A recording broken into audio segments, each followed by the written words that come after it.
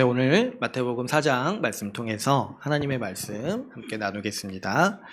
우리가 마태복음 3장까지 같이 함께 살펴보면서 예수님의 나심을 같이 함께 우리가 봤습니다. 우리가 예수님의 태어나시는 모습과 또 이 세례 받으시기 전까지 이제 청년으로 자라신 그리고 장성하신 모습까지 해서 살펴봤는데요.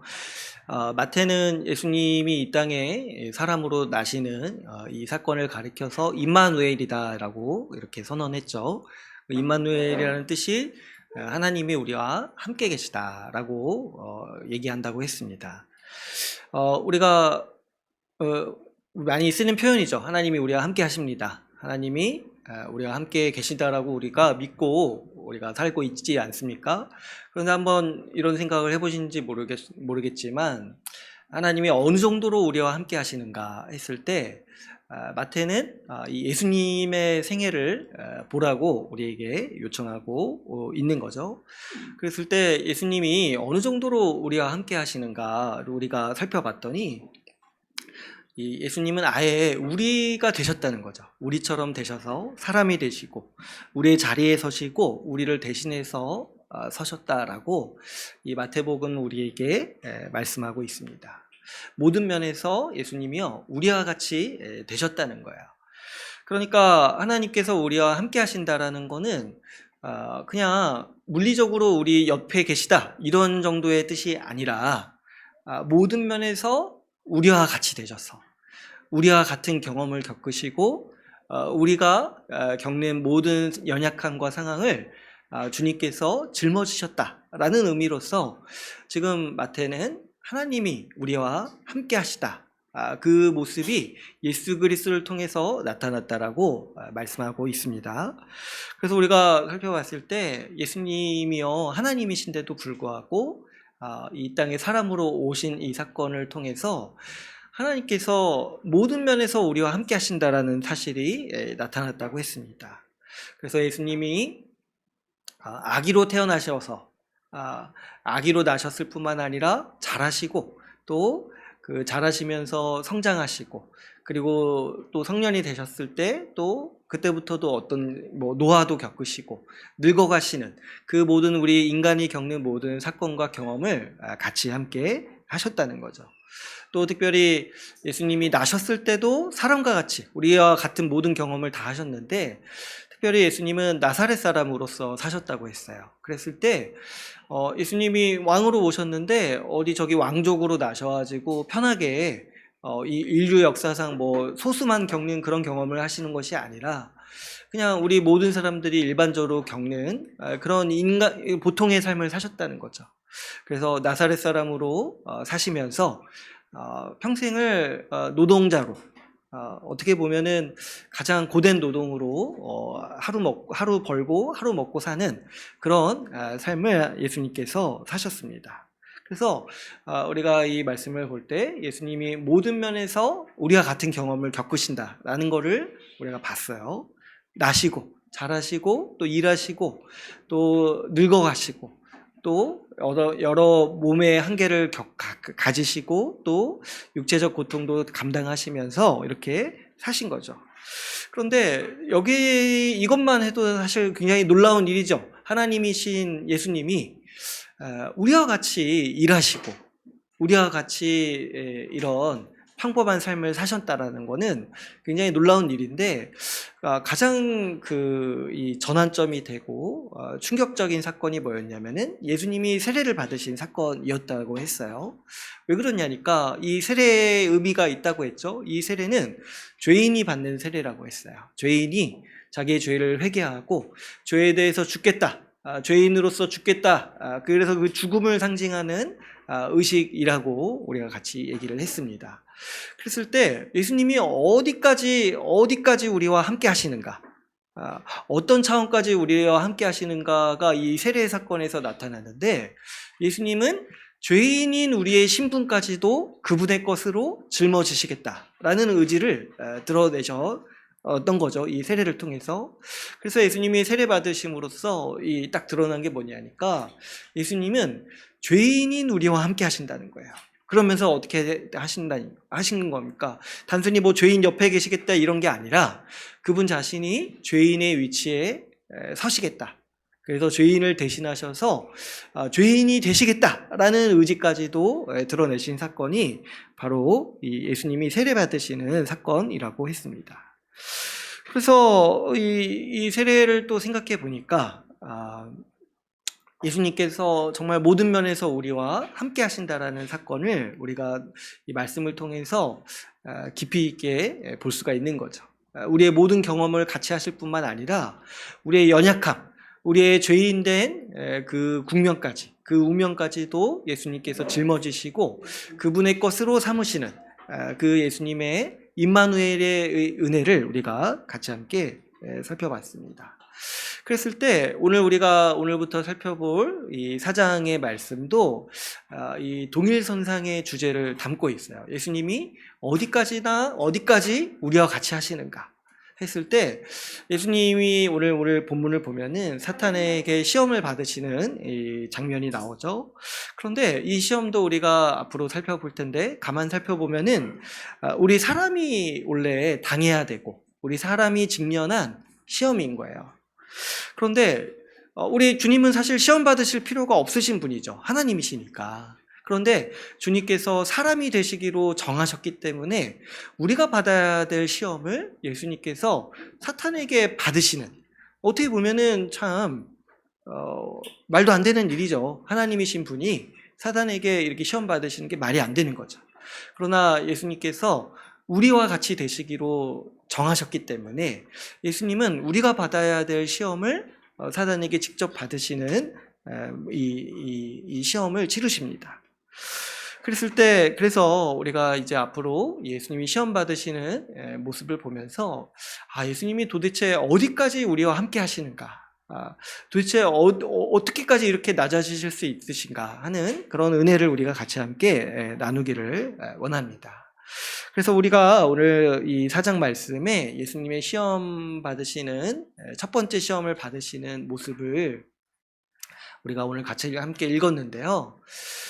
그런데 우리가 이 시험을 이해하기 위해서는 이 시험의 배경을 좀 이해할 필요가 있습니다. 오늘 본문의 1절을 보면은 예수님께서 이 시험 받으시기 위해서 광야로 가셨다라고 해요. 그런데 가만 보면은 뭐 이렇게 사탄이 시험 받으라고 이렇게 강요한 게 아니라 성령에 이끌려 가셨다라는 거예요. 그랬을 때 이 시험은 하나님께서 준비하셨고 의도하신 시험인 거죠. 그리고 이 사단 마귀에게 역할을 주신 거예요. 그러니까 이제 이 시험도 하나님의 주관 안에서 일어나는 시험이라고 할 수가 있습니다. 게다가 이렇게 또 이 시험 받으시는 모습을 보면은 바로 이렇게 시험 받으시는 게 아니라 2절을 보면 어떻습니까? 이 40일을 밤낮으로 금식하신 후에 시험을 받으셨어요. 그렇죠. 사실 이거는 이렇게 그냥 담담하게 2절 한 구절에서 이렇게 나와서 그렇지만은 우리가 이제 생각을 해보면 40일의 금식은 사실은 우리 인간으로서는 거의 죽을 지경까지 가는 그런 시험이고 그런 이제 조건이고, 금식했다라는 거는 인간의 한계를 정말 끝까지, 정말 인간으로서의 마지막 힘을 짜낼 때까지 이런 악조건 속에서 예수님이 이렇게 시험을 받으셨다는 거예요. 그래서 우리가 이렇게 중요한 시험이 있을 때 철저히 준비하고 이렇게 봐도 사실 우리한테 쉽지 않은데 하나님은 예수님한테 이런 악조건을 요구하신 거예요. 인간으로서 몸을 입고 사시는 것도 예수님한테는 불편한 일인데 그 인간의 한계까지 몰아붙이신 다음에 그 가장 인간으로서 약해지셨을 때, 인간으로서 가장 힘이 없을 때 사단에게 이 시험을 받도록 하셨다는 거예요. 이거를 이제 사단이 처음부터 이렇게 의도한 게 아니라 하나님이 이 일을 준비하셨고 원하셨다라는 것을 우리가 이 본문 말씀을 통해서 보게 됩니다. 그러면 여러분, 왜 하나님은 예수님이 이렇게 가혹한 시험을 받도록 하셨을까요? 우리가 이 부분을 먼저 이해해야지만이 이후에 나오는 이 사단의 시험 세 가지 질문도 이해할 수가 있겠죠. 그랬을 때 우리가 이 예수님이 시험 받으시는 장면을 가만 생각해 보면은 구약에서 몇 가지 사건이 떠올리는 게 있어요. 그 중에 이제 대표적으로 사단에게 직접적으로 시험을 받았던 사람이 한 사람이 있었는데 바로 이제 이 아담이죠. 아담이 사단에게 시험을 받았어요. 그랬을 때 아담을 이 사단이 시험했던 거는 아담이 굉장히 중요한 위치에 있었기 때문이죠. 이 아담은 인류의 대표로서, 사람의 대표로서 사탄의 시험에 직면하게 됩니다. 그런데 그 아담이 사탄의 시험에 실패했을 때 아담 혼자만 이 죄인이 되는 것이 아니라 아담에게 속했던 인류 전체가 죄인으로 전락하게 되는 사건이 일어나는 거죠. 그러니까 아담은 그 한 사람의 개인으로서 사탄의 시험에 든 것이 아니라 인류의 대표로서 사탄에게 시험을 받았다는 거예요. 그래서 아담이 범죄하자마자 인류 전체가 범죄자, 죄인으로 이렇게 판명되게 되는 것이 그 아담이 시험받은 사건의 전모였죠. 그런데 하나님께서 이 예수님을 사람으로 보내셨을 때 하나님이 원하셨던 건 뭐냐면은 예수님이 아담을 대체하는 새로운 인류의 대표가 되기를 원하셨던 거예요. 왜 그렇습니까? 이 죄인을 구원하려면은 새로운 대표가 필요한 거예요. 그래서 새로운 인류의 대표가 와서 의인으로서 이 인류를 대표했을 때 이 죄인으로서 판명받았던 우리 모든 사람들이 구원받을 수 있는 길이 열리는 거죠. 그래서 예수님이 이 사람으로 오신 목적 자체가 뭐냐니까 아담을 대체하는 새로운 인류의 대표가 되고자 하셨던 거예요. 그래서 우리가 이제 신학적으로도 그렇고 성경에서도 그렇고 예수님을 부를 때 둘째 아담이다 이렇게 부르는 표현들이 있어요. 왜 그러냐니까 아담이 인류의 대표로서 실패했기 때문에 새로운 인류의 대표로서 예수님이 오셨다는 거예요. 그래서 이제 이 예수님께서 이 시험 받으시는 장면은 예수님이 정말 새로운 인류의 대표, 아담을 대체할 수 있는 새로운 인류의 대표가 되실 수 있는지에 대해서 검증하는 이 사탄이 시험해보는 그 장면이라고 우리가 이해할 수 있습니다. 그랬을 때 이 시험이 좀 복잡한 면이 있는데 먼저 이제 표면적으로는 정말 예수님이 인류의 대표인가를 검증하는 거예요. 그런데 이 예수님이 아주 독특하시잖아요. 그러니까 원래는 뭐예요? 하나님의 아들이시잖아요. 하나님이시잖아요. 그러니까 사탄의 입장에서는 의심스러운 게 하나가 있는데 뭐냐면 정말 사람인가가 의심스러운 거예요. 정말 사람인가가. 그래서 이 시험을 볼 때 이 사탄이 지금 예수님한테 반복해서 묻는 질문이 있어요. 뭐냐면 첫 번째와 두 번째 시험을 보면은 내가 하나님의 아들이거든 이렇게 물어봐요. 하나님의 아들이거든. 그래서 뭐요? 네가 정말 하나님의 아들이라면은 정말 하나님이 맞다면 기적을 일으켜서 너에게 지금 있는 이 고난과 어려움들을 이겨내 보라고 사단이 요구를 하고 있는 것이죠. 그런데 여러분 이거는 이 사단이 지금 이런 거죠. 예수님이 누군지 몰라서 하는 말이 아니죠. 잘 생각해 보면 예수님이 누군지는 사실 이 사탄이 가장 잘 알고 있어요. 우리가 이제 이 복음서를 보면은 아주 흥미로운 지점이 나오는데 사실 예수님의 제자들도 예수님이 죽을 때까지 예수님이 누군지 잘 모릅니다. 그런데 이 복음서에서 예수님이 누군지 가장 잘 아는 존재들이 있어요. 누구냐면은 귀신들이 잘 알아요. 귀신들이. 그래가지고 귀신들이 저 멀리서 예수님이 보이기만 해도 막 달려와서 무릎 꿇고 왜 오셨냐 이렇게 경배하면서도 따지는 이런 이제 아주 고급 스킬을 이렇게 선보이는데 그러니까 이제 이 사탄만큼 예수님이 누군지 잘 아는 존재가 없어요. 그래서 이제 이 사탄이 예수님한테 너가 하나님의 아들이거든 이렇게 물어보는 게 정말 너가 정말 하나님의 아들인지 아닌지 내가 잘 모르겠다 이런 식의 어떤 의문을 가지고 물어보는 게 아니라는 거예요. 뭐냐면 이 기적을 통해서 너가 지금 이렇게 사람일 필요가 없다. 당신, 하나님의 아들이신 예수님, 당신이 이렇게 사람으로 지낼 필요가 없지 않냐. 그래서 하나님의 능력, 신적인 능력을 발휘해서 지금 앞에 있는 고난을 벗어나 봐라. 벗어날 수 있지 않냐. 하나님의 아들이지 않냐. 이렇게 지금 유혹하는 게 사탄의 이 시험인 거예요. 그러니까 여러분, 사단 마귀가 지금 예수님한테 이런 시험을 하는 목적이 뭐냐면은, 사단 마귀는 이런 얘기를 하고 싶은 거예요. 당신은 사람의 대표가 될 수 없지 않냐. 왜 그래요? 사람이 아니지 않냐. 이런 얘기를 지금 하고 싶어 하는 거예요. 사람이 아니지 않냐. 인간이 직면한 이 고난의 어떤 상황을 이런 신적 기적으로 얼마든지 이겨낼 수 있지 않냐. 그러니까 사람이 아니지 않냐. 이런 얘기를 하고 싶어 하는 거죠. 그러면 이게 뭐예요? 사람이 아니면 어떻게 되는 거예요? 사람의 대표가 될 수 없지 않냐? 이런 질문을 사탄은 지금 예수님한테 그리고 하나님한테 한마디로 시위하고 있는 거죠. 사람일 수 없습니다. 그렇기 때문에 사람의 대표가 될 수 없지 않냐라고 지금 사탄은, 사실 이제 사탄도 여기 보면은 불려 나온 거예요. 하나님이 오라고 해서 불려 나온 거죠. 이 사탄이 뭐라고 예수님을 시험합니까? 하나님이 이 자리를 마련하신 거예요. 근데 이제 사탄은 이 자리를 통해서 한 가지 항변하는데 뭐냐면, 예수님은 사람이실 필요가 없지 않냐? 사람이지 않지 않냐? 그러니까 뭐예요? 궁극적으로 하고 싶은 말은 뭐예요? 사람의 대표가 될 수 없지 않냐라는 그런 항변을 지금 이 사탄은 예수님과 하나님 앞에서 하고 있는 거죠. 그러니까 여러분, 이 시험의 관건은 예수님이 사탄의 요구를 듣냐 안 듣냐 이런 게 아니라 정말 완전한 사람이신지를 드러내는 것이 이 시험의 관건이라는 거예요. 완전한 사람으로서 이 사탄의 시험을 통과하시는 것이 예수님의 목적인 거예요.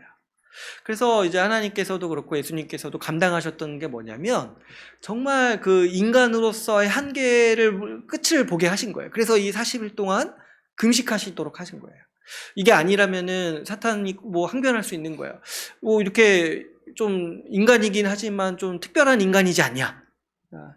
그래서 뭐 얼마든지 좀 헷갈리는 사람이 아니냐. 그러니까 이제 그런 오해도 없게 하시려고 40일 동안, 그래서 정말 반죽은 상태로 이렇게 몰아가시면서까지 인간으로서 이 시험을 받게 하신 장면이 바로 이 사탄에게 시험 받으시는 장면입니다.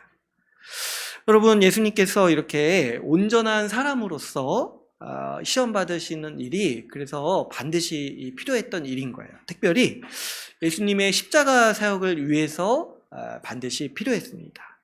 여러분, 우리가 십자가에서 일어난 일을 우리가 잘 알고 있죠. 예수님은 십자가에서 우리를 대신해서 하나님의 심판을 받으셨습니다. 그래서 그 자리가, 이 십자가의 자리는 예수님이 우리를 대신한 자리이기도 하지만은 우리를 대표해서 심판을 받으신 거예요. 그러니까 사람을 대신하셔야만 했고 사람을 대표하셔야만 했던 거예요. 그러려면은 두 가지가 필요해요. 뭐냐면 반드시 어떠해야만 했어요? 사람이어야만 했어요. 사람이어야만. 그렇죠? 사람을 대신해서 심판받으셔야 됐고 사람을 대표해야만 했으니까 예수님은 반드시 그 십자가상에서 사람이어야만 했던 것이죠. 바로 이 이유가 사람으로 예수님이 오신 이유고 모든 면에서 우리와 같아지신 이유가 바로 여기에 있어요. 십자가에서 사람으로서 사람을 대표해서 서시기 위해서 예수님은 이 모든 과정을 감당하셔야만 했던 거죠. 그리고 이제 또 한 가지가 필요한데 뭐예요? 죄가 없으셔야만 됐어요. 그죠? 죄인을 대신하려고 하는데 죄인이 죄인을 대신할 수가 없어요. 감옥에 갇힌 사람을 꺼내주려면은 감옥 밖에서 꺼내줘야 되잖아요. 근데 내가 감옥 안에 있는 똑같은 죄인이 내가 널 꺼내줄게 이렇게 할 수가 없잖아요. 그러니까 이 두 가지 조건이 필요했던 거예요. 예수님은 사람이셔야만 하는데 죄가 없으셔야만 했다라는 거죠. 그러니까 오늘 이 예수님께서 이 사단에게 이 시험 받으시는 장면은 예수님이 이 두 가지 조건을 만족하실 수 있는 분인가를 검증하시는 그런 사건이었다는 거죠. 첫 번째로 완전한 사람이신지, 그리고 그 완전한 사람으로서 죄를 짓지 않으실 수 있는지에 대해서 예수님은 시험 받으시는 거죠. 그래서 이렇게 오늘 본문을 보면은 이 사단의 요구는 이제 첫 번째와 두 번째 시험이 동일해요. 뭐냐니까 기적을 일으켜 보라는 거야. 기적을 일으켜 보라는 거야. 그랬을 때 예수님이 여기서 기적을 안 일으키는 거는 뭐 사단의 말을 듣기 싫어서가 아니라 예수님이 사람으로서 이 사탄의 시험을 통과하시려고 기적을 행하지 않으시는 거야. 사탄이 했다고 그 기분 나빠서 안 하시는 게 아니라는 거죠. 그래서 이제 흥미롭게도 여기서 이제 사탄이 예수님한테 기적을 일으켜 보라고 하잖아요. 오늘 본문에서는 이제 돌을 만들어서 떡이 되게 해봐라. 그리고 이제 두 번째 본문에서는 저기 하늘 위에서 저기 높은 성전 위에서 떨어져 봐라. 이 기적을 일으켜 봐라 이렇게 하잖아요. 근데 이제 흥미롭게도 이 복음서를 보면은 예수님이 이런 기적은 행하십니다. 나중에 비슷한 일들은 행하세요. 여러분 이제 우리가 많이 알다시피 그 오병이어 사건을 생각해 보면 사실 돌을 떡으로 만드는 것보다 더 심한 일을 하시지 않으셨습니까? 그죠? 그때 많은 양식을 다 만드셨어요.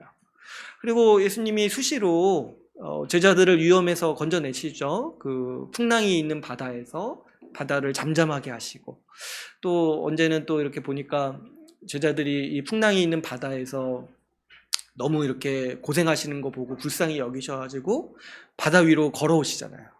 그죠? 그러니까 사단이 요구한 것보다 더 강한 기적을 그분의 생애에서는 하십니다.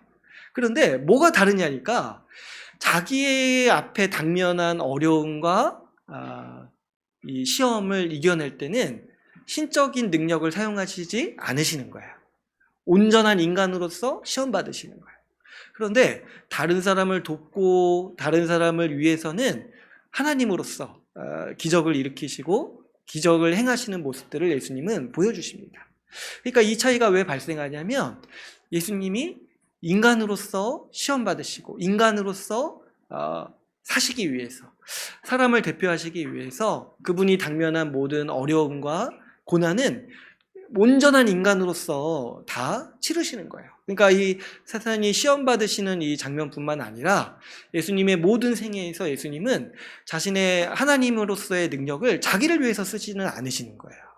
그래서 우리가 복음서를 보다 보면은 예수님이요 자기를 위해서 그 신적인 능력을 전혀 사용하지 않으시는 모습들을 많이 보게 돼요. 그래서 이제 예수님이요 참 놀랍게도 피곤해하세요. 하나님이신데 피곤해하세요. 그래가지고 배에서 주무시는 모습이 있어요. 너무 피곤하셔가지고 풍랑이 있는 바다에서 주무시는 모습이 있습니다. 그랬을 때 자기를 위해서는 그런 신적인 에너지, 능력을 사용하지 않으시는 거예요.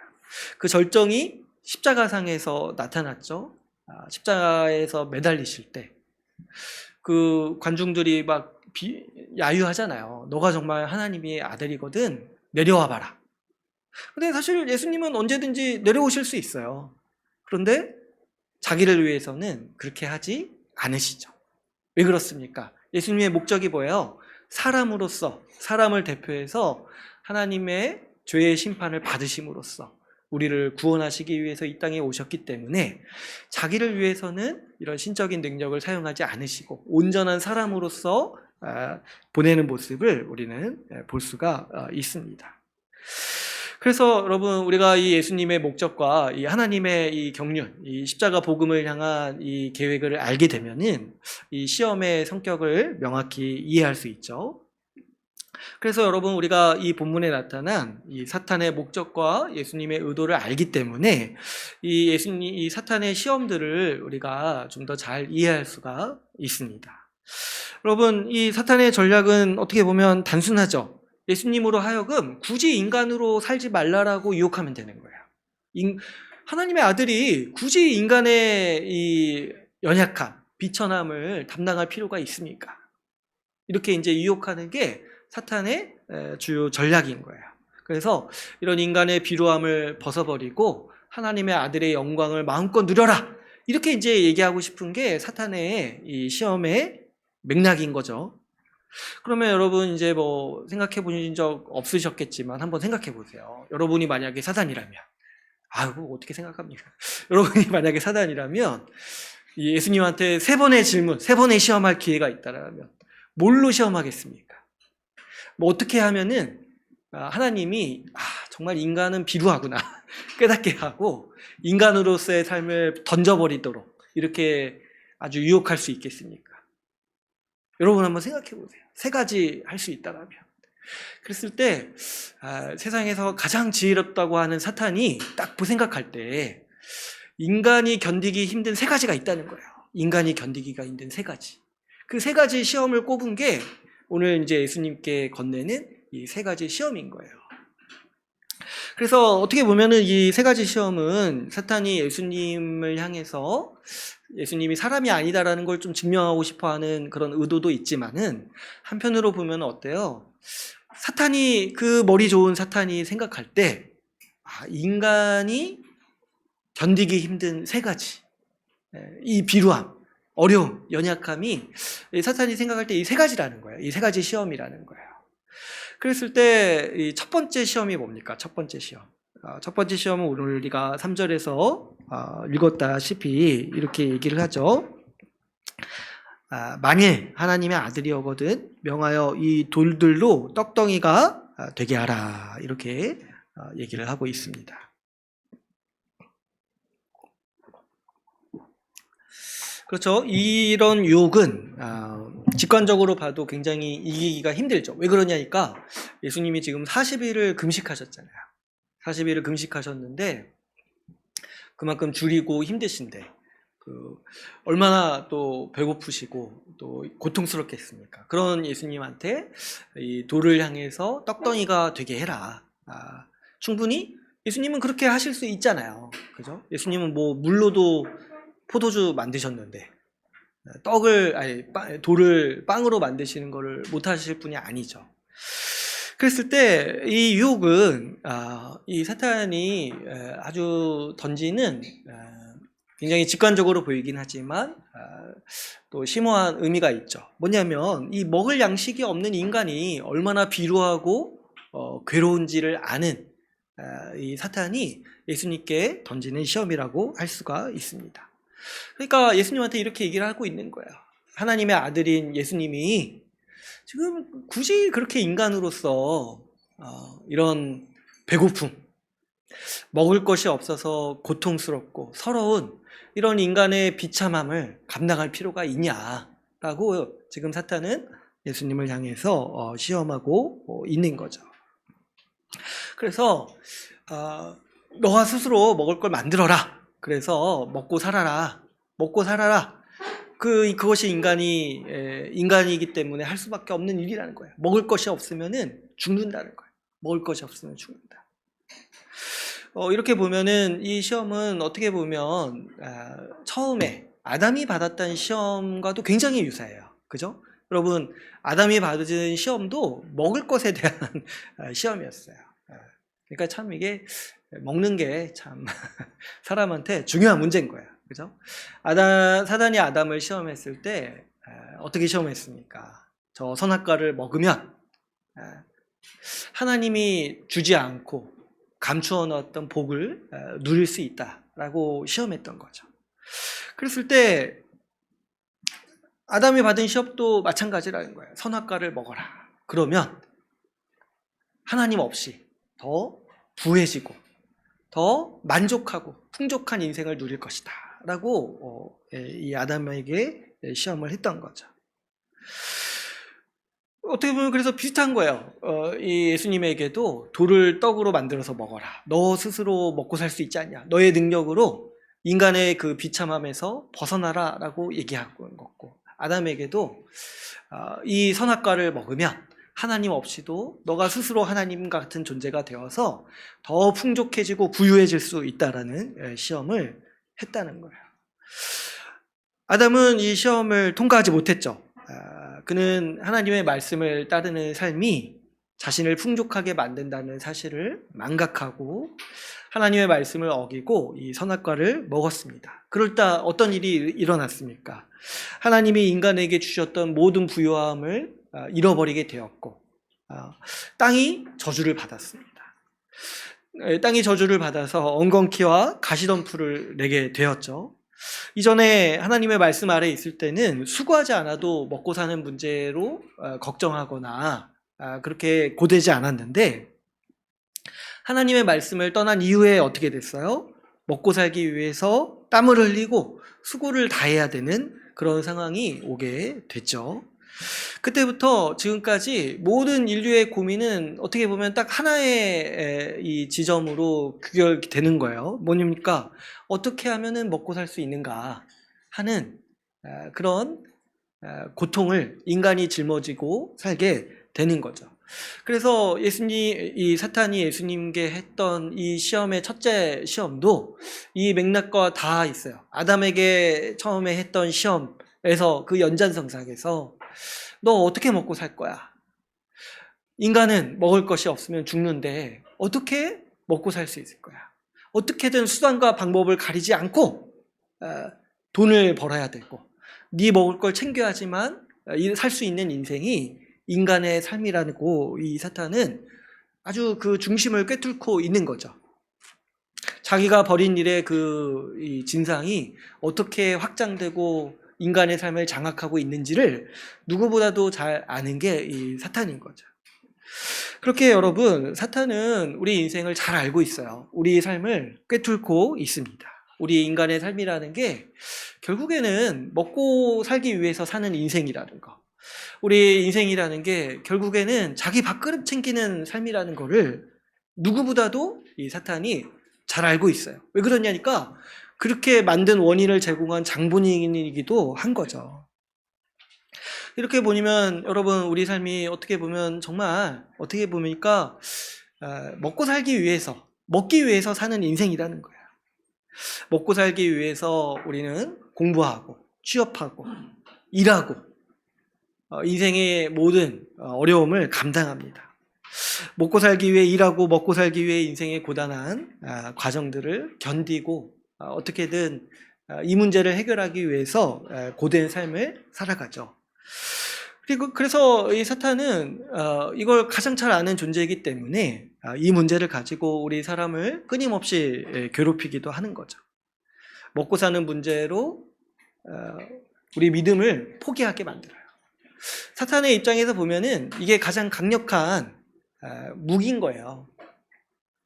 그렇죠. 처음 아담에게도 통했는데 그 이후에 아담의 자손들에게도 이 문제는 항상 잘 통하는 그의 무기인 거죠. 이 질문 하나가. 뭘 먹고 살래? 어떻게 해서 먹고 살래? 먹고 사는 문제로 하나님을 향한 예배와 그 하나님을 향한 관심을 항상 돌리는 데 성공한 존재가 바로 이 사탄인 거예요. 그랬을 때 이 먹고 사는 문제 앞에 우리 사람이요 항상 무기력해지고 비루해지고 어려워지고 힘들어지죠. 당장 먹고 살기 위해서라면은 우리 가치도 믿음도 신념도 대의도 다 내려놓고 마는 존재가 바로 우리 사람이라는 거예요. 그랬을 때 여러분, 이 사탄은요 이렇게 계속해서 우리에게 말하고 있는 거죠. 아담에게도 말했고 예수님에게도 말했는데 우리에게도 오늘날에도 지속적으로 말하고 있는 거예요. 먹을 양식이 사람을 살게 한다. 그래서 사탄은 먹고 사는 문제가 우리 인생에서 가장 중요하다라고 믿게 만드는 존재인 거예요. 그것 외에 인생에 중요한 것은 없다는 거예요.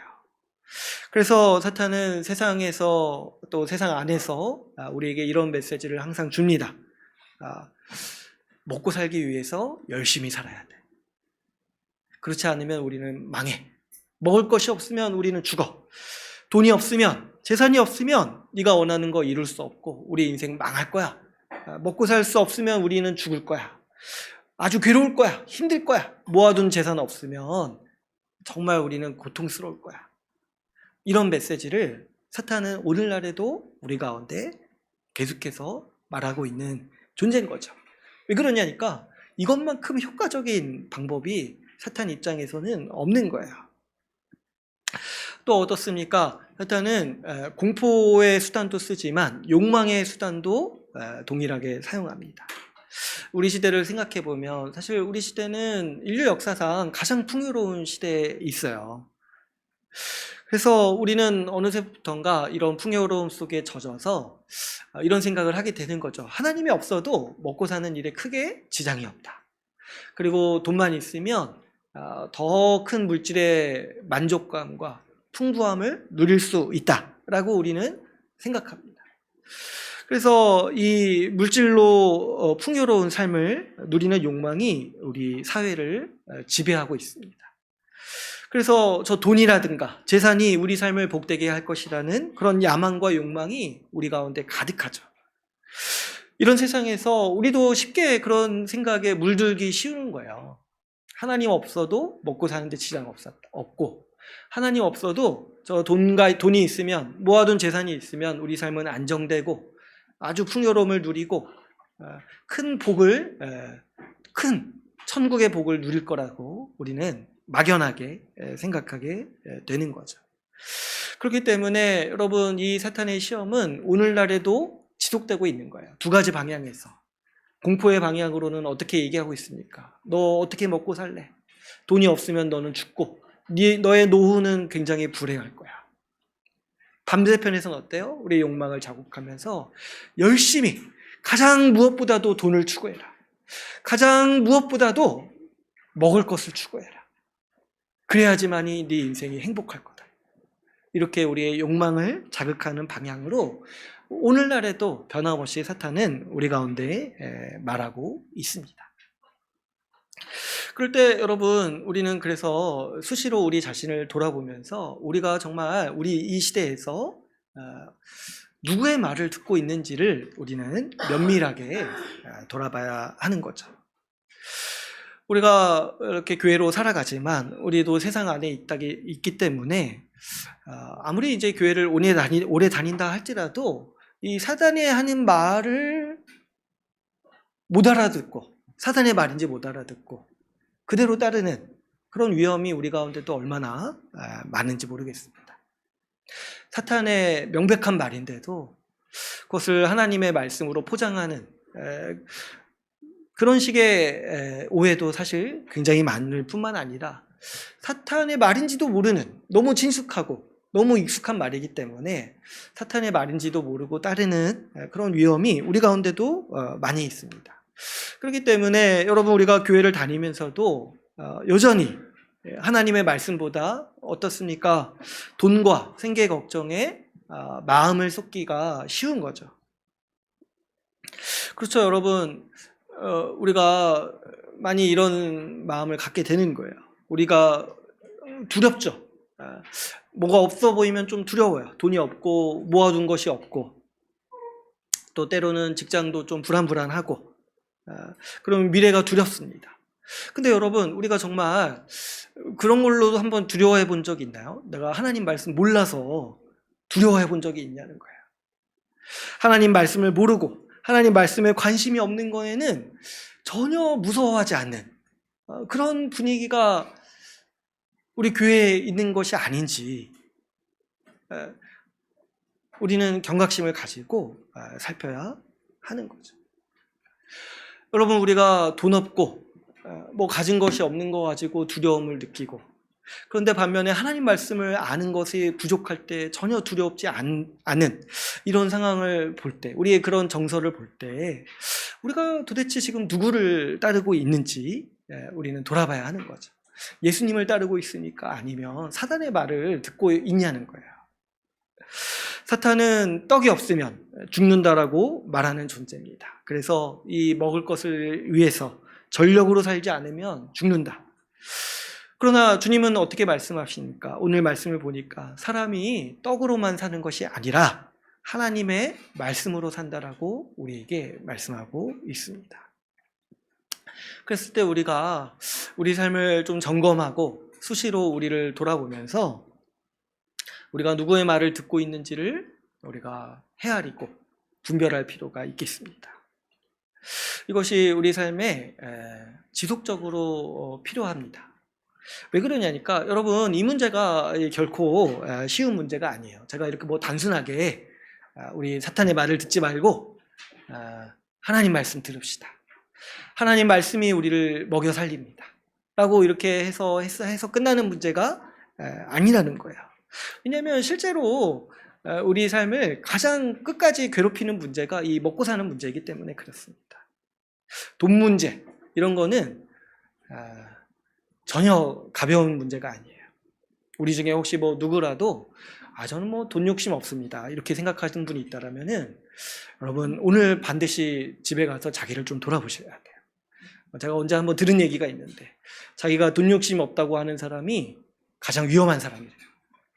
어떤 분이 그런 얘기 하더라고요. 자기가 돈 욕심 없다고 얘기하는 사람이 가장 돈에 미쳐 있는 사람이라. 말을 너무 쓰는데 아무튼 근데 이제 좀 과장된 말이긴 하지만 저 일리가 있다고 생각해요. 자기가 돈 욕심이 없다고 생각하지 말아야 돼요. 그건 돈 욕심이 없는 게 아니라 실제로 돈이 없어서 그런 걸 수도 있어요. 실제로 돈이 없으니까 돈 욕심을 할 기회가 없으니까 그런 걸 수도 있어요. 그러나 기회만 주어지면 여유만 주어지면 언제든지 우리는 우리의 욕망과 우리의 본 모습을 드러내기 쉬운 사람입니다. 그러니까 우리 이렇게 생각해야 돼요. 아무도 이 문제에 있어서 강한 사람은 없습니다. 돈 문제, 먹고 사는 문제, 여기에 있어서 안 흔들릴 수 있는 사람은 없다는 거예요. 여러분 아담도 이것 때문에 넘어졌는데 우리가 뭐라고 이 문제에서 초연할 수 있겠습니까? 당장 내일 직장에서 불안불안하면 마음이 무너지고 미래가 걱정돼서 당장이라도 뭔가 해야 될 것 같은 그런 이제 연약함이 우리 가운데 다 있는 거죠.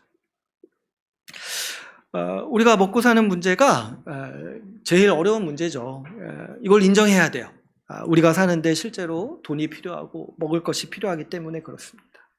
그래서 우리 실조는 고민을 안 할래야 안 할 수가 없는 거야. 뭘 먹고 살까? 우리 사회에 모든 사람들이 다 이렇게 살고 있는 거 아닙니까? 젊었을 때는 뭘 해야 먹고 살 수 있을까? 어느 정도 자리를 잡으면 이런 걱정 안 할 줄 알았는데 나이를 먹으면 또 어떤 걱정이에요? 모아둔 것이 없는데 미래는 또 어떻게 될 것인가? 이런 걱정을 하면서 우리 인생은 정말 태어나면서부터 죽을 때까지 뭘 먹어야 될까? 어떻게 하면 먹고 살 수 있을까? 이 걱정과 염려로 우리 삶이 점철되어 있는 거예요.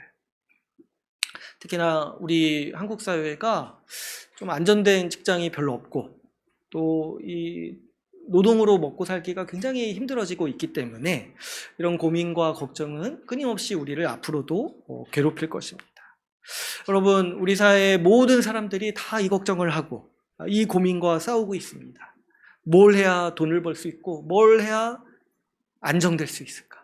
뭘 해야 더 부유할 수 있을까?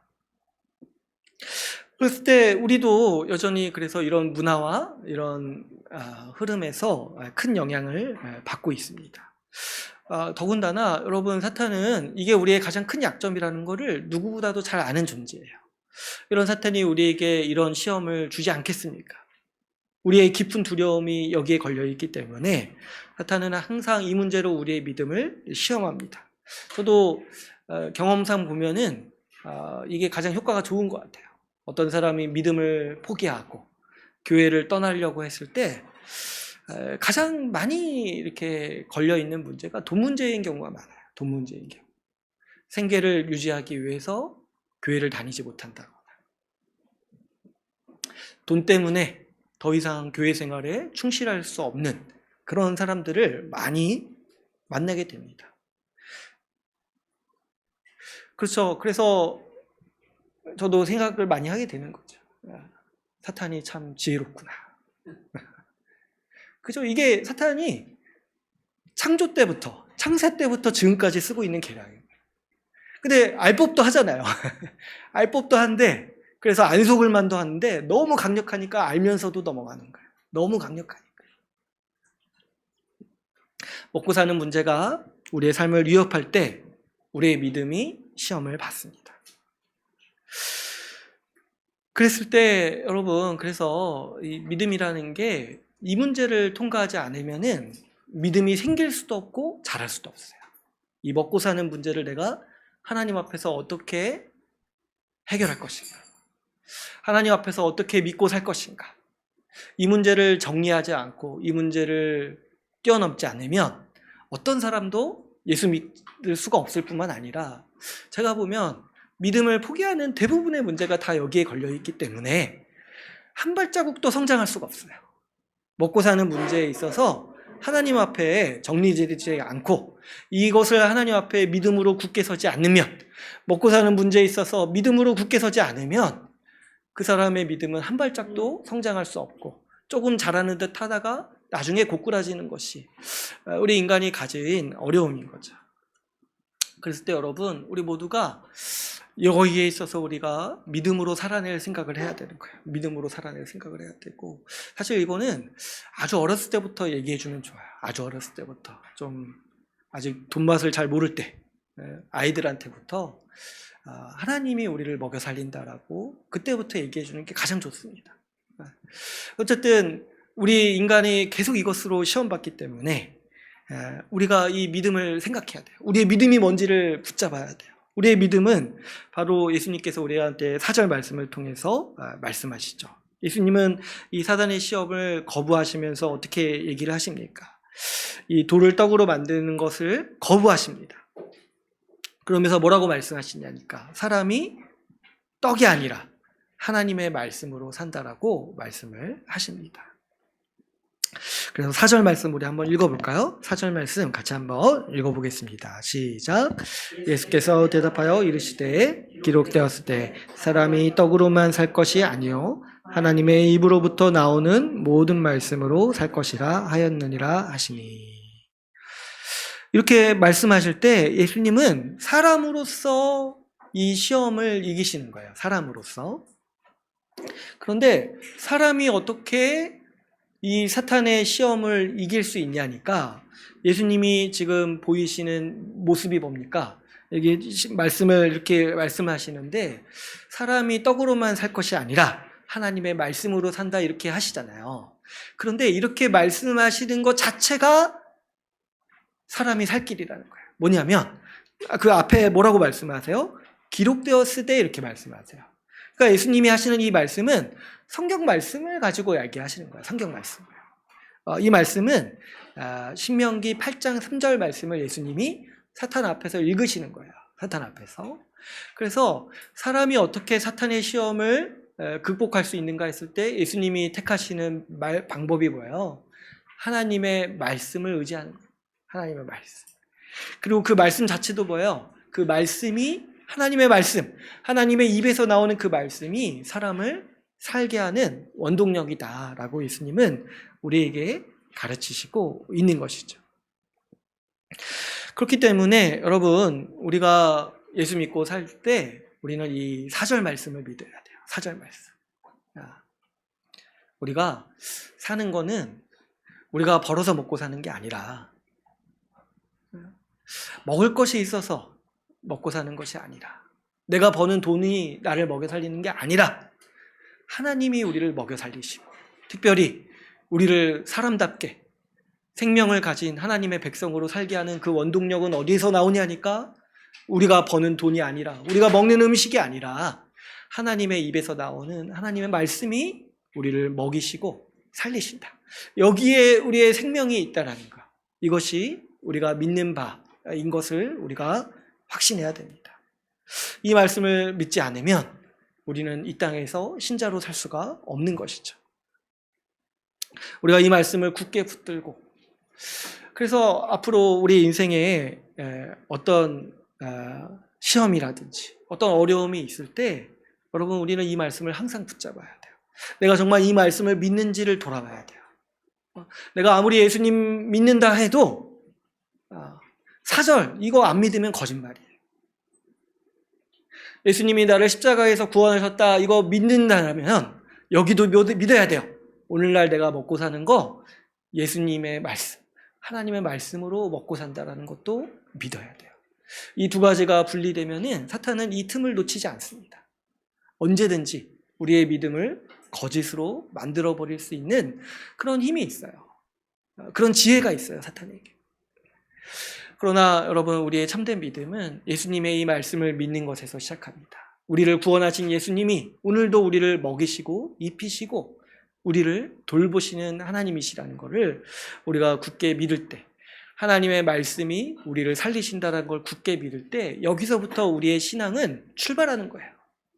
이 반석이 없으면 우리 믿음이라는 거는요, 바람에 날리는 쭉정이와도 같은 거예요. 왜 그래요? 수시로 이 바람이 불거든요. 직장이 안정된 것 같다가도 어느샌가 불안불안하고, 돈이 좀 모이는 것 같다가도 어느새 보니까 아무것도 남는 게 없고, 그럴 때마다 바람이 계속 불 거 아닙니까? 근데 그때마다 계속 흔들리면서 난 예수님 믿습니다. 어떻게 이렇게 말합니까? 계속 흔들린던데. 그런 흔들리는 믿음은 언젠가는 꺾이기 마련이에요. 그러나 여러분, 우리가 이 예수님의 말씀, 하나님이 우리를 먹이신다, 하나님이 우리를 입히신다, 하나님이 우리를 돌보신다라는 이 예수님의 말씀을 우리가 굳게 믿을 때 우리는 비로소 하나님 나라의 백성으로 살아갈 수가 있는 거죠. 여러분, 그럴 때 반드시 기억하셔야 되는 거는, 여러분, 우리 스스로는 이 시험을 이길 수가 없어요. 앞에서도 제가 말씀을 드렸지만은 이 시험은 굉장히 강력하고 누구도 여기서 자만하면 안 된다고 했어요. 누구도 자만하면 안 돼.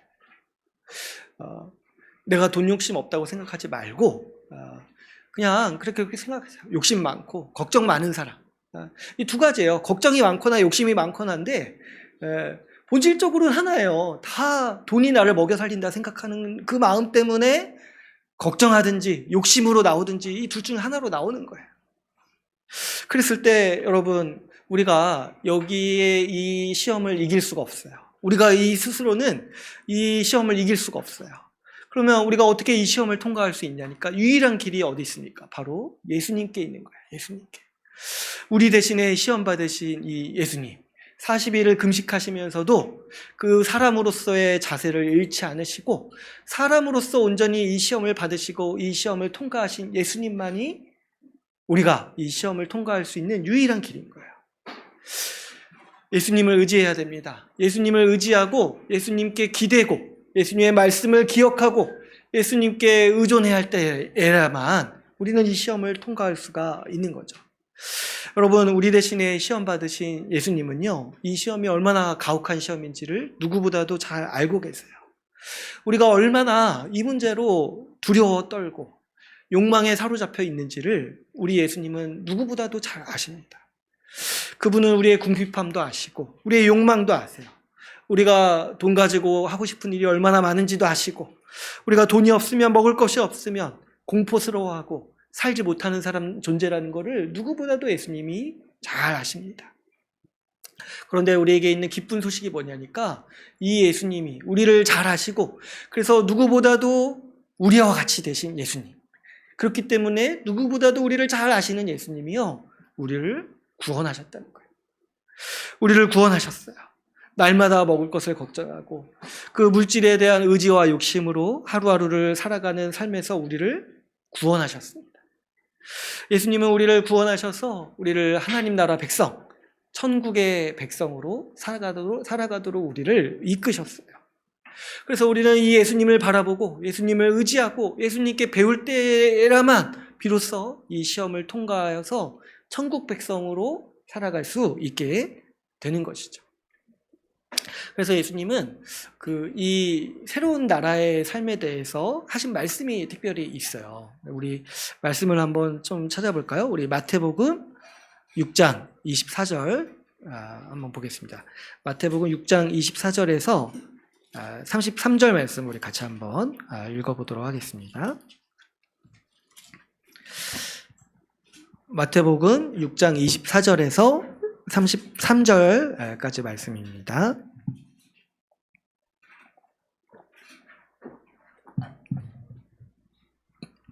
같이 한번 읽어보겠습니다. 시작. 한 사람이 두 주인을 섬기지 못할 것이니 오기를 미워하고 저를 사랑하거나 오기를 중히 여기고 저를 경히 여김이라. 너희가 하나님과 재물을 겸하여 섬기지 못하느니라. 그러므로 내가 너희에게 이르노니 목숨을 위하여 무엇을 먹을까, 무엇을 마실까, 몸을 위하여 무엇을 입을까 염려하지 말라. 목숨이 음식보다 중하지 아니하며 몸이 의복보다 중하지 아니하냐. 공중의 새를 보라. 심지도 않고 거두지도 않고 창고에 모아들지도 아니하되 하늘 아버지께서 기르시나니 너희는 이것들보다 귀하지 아니하냐. 너희 중에 누가 염려함으로 그 키를 한 자라도 더할 수 있겠느냐. 어찌 의복을 위하여 염려하느냐. 들의 백합화가 어떻게 자라는가 생각하여 보라. 수고도 아니하고 길쌈도 아니하느니라. 그러나 내가 너희에게 말하노니 솔로몬의 모든 영광으로도 입은 것이 이 꽃 하나만 갖지 못하였느니라.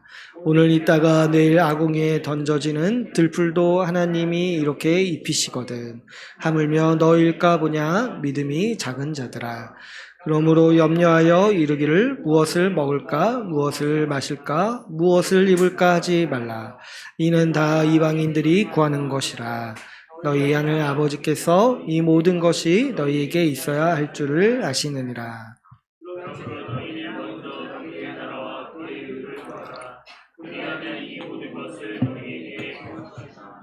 아멘. 이 말씀을 보면은 예수님이 얼마나 우리를 잘 알고 계시는지, 우리와 같아지셔서 우리의 상황을 아시고 우리의 염려와 걱정을 아시는 우리 주님이 하시는 말씀이라는 걸 우리가 충분히 볼 수 있죠. 이 주님의 말씀을 보면은 명백히 두 나라의 백성의 삶이 있습니다. 어떤 사람들이 있어요? 재물을 섬기는 사람들이 있습니다. 이 사람들은 떡이 사람을 먹여 살린다. 돈이 사람을 먹여 살린다. 돈이 전부다.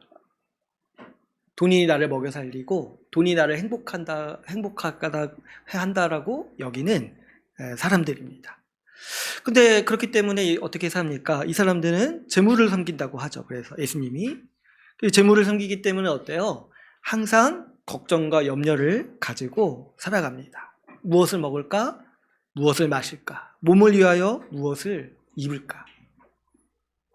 그렇게 이 사람들의 삶의 목적 역시 어떻습니까? 뭘 위해서 사냐니까 재물을 구하기 위해서 살아갑니다. 먹기 위해 살아가고 마시기 위해 살아가고 자기를 위해서 무엇을 입을까 고민하면서 살아갑니다. 여러분, 이런 세상을 뭐라고 부르는지 아세요? 지옥이라고 부르는 거예요. 하나님 없이 재물로서만 먹고 살려고 하는 세상. 누구의 말을 듣는 사람들이에요? 이 사탄이 아담에게 했던 말, 사탄이 예수님에게 했던 말, 먹을 것을 추구하고 돈을 추구하고 그것만이 우리 사람을 살게 한다라는 그 사탄의 말을 듣는 그런 사람들이 모여서 사는 세상을 성경에서는 지옥이라고 부르는 겁니다. 그러나 반면에 하나님을 섬기는 사람들이 있습니다. 이 사람들은 어떻게 살아간다는 거예요? 예수님 말씀에 걱정하지 않고 살아갑니다. 하나님께서 공급해 주시는 것을 믿으면서 하루하루를 살아갑니다. 이 사람들은 그렇기 때문에 어떻게 삶의 목적이 뭐예요? 먹을 것과 입을 것과 거처를 위해서 살지 않죠. 33절에서 뭐라고 말씀합니까? 하나님 나라와 의를 구하면서 살아갑니다. 인생의 목적이 돈이나 먹을 것에 있는 것이 아니라 하나님 나라와 그분의 영광을 위해서 살아가는 것이 이 사람들의 삶의 모습이라는 거예요. 하나님을 섬기는 사람들. 여러분, 이런 세상을 마태복음에서 뭐라고 부르는 거예요? 천국이라고 부른다는 거예요. 천국이라고. 왜 그렇습니까? 하나님의 말씀을 믿고 그분의 말씀을 신뢰하면서 살아가기 때문에 이런 사람들을 향해서 천국 백성이다, 천국을 살아가고 있다라고 우리는 말하는 거죠. 그렇기 때문에 여러분, 우리는 이 말씀을 통해서도 천국과 지옥의 모습을 또 그릴 수가 있는 거죠. 천국에는 뭐가 있어요? 하나님을 향한 예배, 하나님을 향해 살아가는 사람들, 그래서 걱정과 염려가 없는 사람들이 있어요. 그러나 지옥에는 뭐가 있습니까? 염려와 걱정, 돈을 위해서 살아가는 사람들이 있는 거죠. 여기에 더해서 한 가지를 더 덧붙이고 싶습니다. 여러분, 제가 묵상할 때 하나님께서는요, 천국 백성들에게 아주 큰 능력을 주셨어요. 그게 뭐냐면 자족하는 마음이에요. 자족하는 마음. 우리 말씀 한 구절 더 찾아볼까요? 우리 디모데전서 6장 6절에서 10절 말씀 한번 보겠습니다. 디모데전서 6장 6절에서 10절 말씀.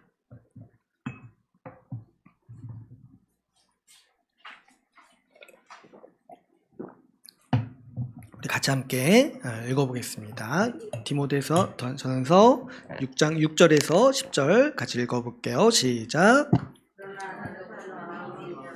경건은 큰 이익이 되느니라. 우리가 세상에 아무것도 가지고 온 것이 없음에 또한 아무것도 가지고 가지 못하리니 우리가 먹을 것과 입을 것이 있은즉 족한 줄로 알 것이니라. 구하려 하는 자들은 시험과 올무와 여러 가지 어리석고 해로운 욕심에 떨어지나니 그 사람으로 파멸과 멸망에 빠지게 하는 것이라. 돈을 사랑함이 일만하게 뿌리가 되나니 이것을 탐내는 자들은 미혹을 받아 믿음에서 떠나 많은 근심으로 자기를 찔렀도다. 아멘. 그렇죠. 앞에서도 제가 말씀을 드렸지만은 그 사탄의 유혹이 두 가지 방향을 향한다고 했어요. 하나는 공포를 주지만 또 한편으로 뭐예요? 욕망을 자극한다는 거죠. 그래서 돈이 있으면 우리 삶이 행복할 것 같고 풍족할 것 같고 먹을 것이 풍족하면 하나님 없이도 얼마든지 우리 삶이 안정될 것 같은 그런 환상을 우리 가운데 심어줍니다. 그러나 이것이 사탄이 창조 때부터 해온, 창세 때부터 해온 거짓말이라는 거예요, 성경은. 하나님 말씀은 뭐라고 말합니까? 욕심이 결국에는 사망을 낳는다라고 말하고 있습니다. 그리고 우리 지금 같은 우리 시대에는 우리가 이 말씀을 반드시 기억해야겠어요.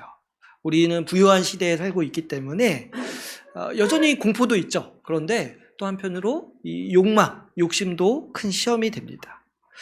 여러분, 이 욕심이 우리 가운데 이 본문 말씀에서도 우리를 사망으로 몰고 간다. 온갖 악행을 낳고 일만하게 뿌리가 된다. 이렇게 얘기를 하잖아요. 근데 우리 가운데 욕심이 있는지 없는지 좀 분별하기 좋은 한 가지 이제 좋은 이제 그 정서가 뭐냐면 우리 가운데 우리가 정말 불평하는지 불만을 가지고 살아가는지 이런 걸 좀 살펴볼 필요가 있어요. 우리가 욕심 때문에 자주 하는 게 뭐냐면 남들과 비교하는 거예요. 남들과 비교하고 자기 인생을 평가하는 거예요. 그래서 우리 삶에 대해서 불평하고 불만하는 그런 이제 태도를 가지고 살아가게 됩니다. 이 모든 게 뿌리가 다 어디서 나오냐면은 바로 이 돈이 우리 삶을 부유하게 한다라는 이 사탄의 말에서 나온다는 거죠.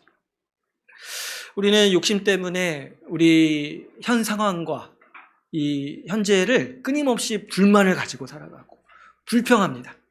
그리고 남들과 계속 비교하면서도 불평하고 불만을 가지고 살아가죠. 근데 여러분, 이게 얼마나 지옥 같은 삶입니까? 제가 지난주에도 말씀드렸나요? 남들과 비교하는 게 끝이 없다고 얘기하잖아요. 끝이 없다고 얘기하잖아요. 지금은 우리 수준에서 비교하는데 나중에는 더 높은 수준에서 비교하게 된다잖아요.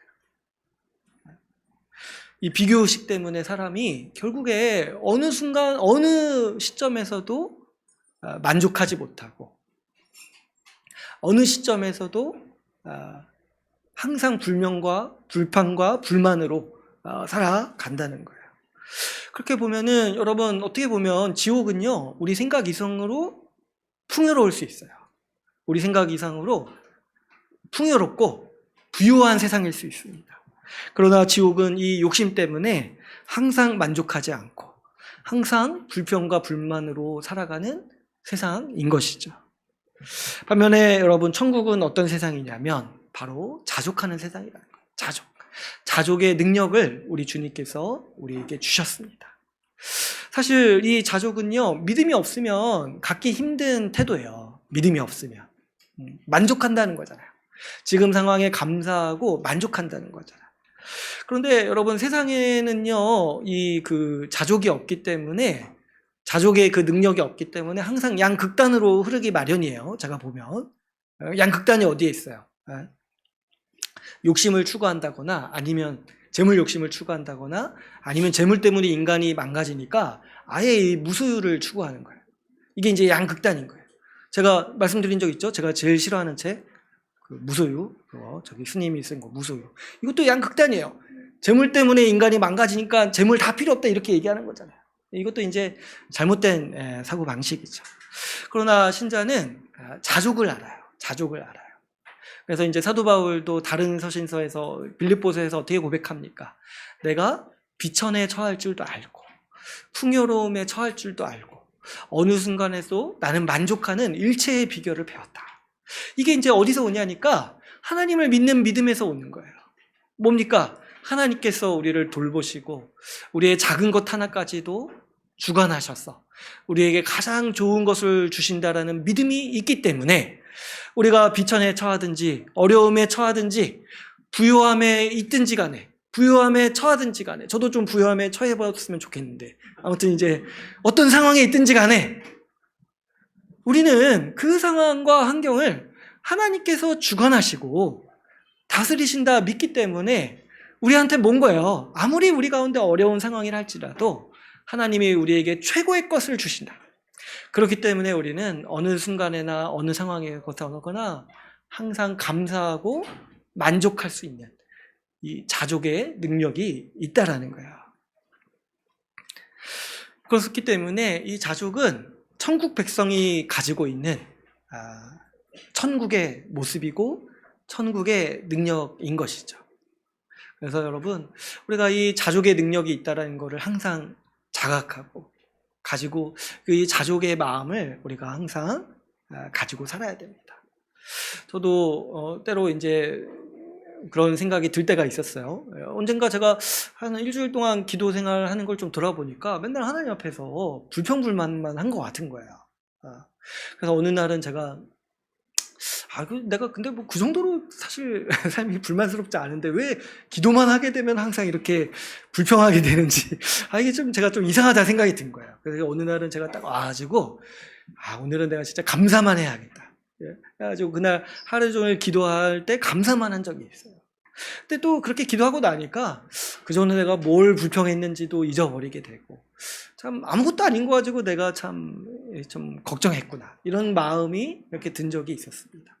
그러니까 때로는 우리가 막 우리 삶이 막 불만족스럽고 불평스럽다 이렇게 하는데 가만 돌아보면은 사실 그렇게 불만스럽지도 않아요. 그냥 이제 상황이 그렇다 보니까 그런 마음이 잠깐 든 적이 있지 그게 막 이렇게 막 우리 삶을 지배하거나 그런 적은 없는 거예요. 하나님 앞에 정말 하나님 앞에 서게 됐을 때 감사하고 지금 이 환경을 주신 것이 하나님의 큰 복이라는 것을 우리가 알고 그것을 통해서 하나님께 감사하며 나아갈 때 우리 가운데 그 자족하는 마음이 주는 만족과 위로가 얼마나 큰지 모르겠습니다. 얼마나 우리 삶이 자유한지 모르겠어요. 누구랑 비교할 필요도 없어요. 내가 그냥 만족하는데 뭘 누구랑 비교합니까? 나는 지금 좋은데 우리 주님 예배하고 우리 주님이 주시는 복을 누리고 우리 주님 주시는 말씀 배우면서 천국의 복을 누리는 지금 이 상태가 너무 좋은데 뭐 그렇게 누구랑 비교하고 또 뭘 그렇게 욕망하고 욕심이 생기는 순간 우리 가운데 또 불만족이 생기잖아요. 뭐하러 또 그럴 필요가 없으니까 지금 이대로도 행복하고 좋은 삶을 하나님께서 우리에게 천국의 삶을 주셨음을 믿고 우리는 이 자족의 능력을 의지하면서 살아가야 됩니다. 이게 다 이제 예수님으로부터 오는 우리 신자의 능력인 거예요. 정리하자면 이 두 나라의 삶이 있는 거죠. 사탄의 시험에 빠진 그래서 그 시험에 아주 매몰된 지옥의 삶이 있습니다. 그 지옥의 모습이 어떤 모습이에요? 재물에 대한 염려와 걱정 때문에 재물에 대한 환상과 욕심 때문에 재물을 섬기고 재물을 얻기 위해서 살아가는 그런 지옥이 있습니다. 여러분 이런 삶에서는 항상 어떤 정서가 있는 거예요? 아까도 말씀드렸다시피 염려와 걱정이 있고 불만족과 비교의식과 불평과 불만이 가득한 그런 삶인 거예요. 여러분 직장 출근해서 주변 사람들을 한번 보세요. 여기에 다 하나씩은 있을 거예요. 불평이나 불만하거나 걱정이나 염려하거나 그런 모습 볼 때마다 여러분 생각하세요. 지옥의 삶이구나. 지옥의 냄새가 나는구나. 이렇게 생각해요. 그러나 하나님의 말씀으로 사는 천국의 삶이 있습니다. 하나님의 공급하심을 믿으면서 염려하지 않고 살아갑니다. 하나님이 우리에게 최고의 것을 모든 상황과 환경 가운데 주셨음을 믿으면서 자족하면서 살아갑니다.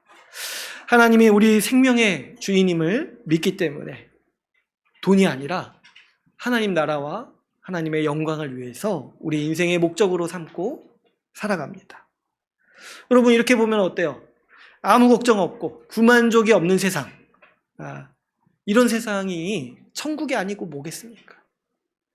아무런 걱정 없고 불평불만 없고 만족하는 세상. 예수님이 우리에게 이런 천국의 삶을 주셨습니다.